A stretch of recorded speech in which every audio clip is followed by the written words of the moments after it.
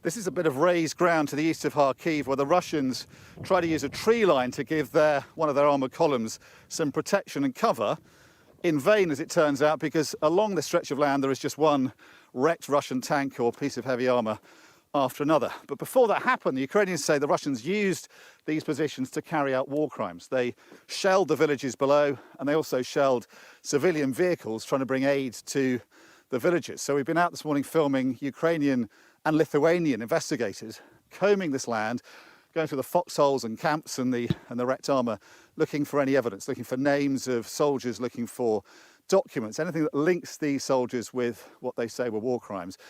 And then they're going to link that with what they found in the villages below. So earlier this week we filmed a body being exhumed. He was a man who had been out feeding his animals when the Russians shelled his home, killing him outright.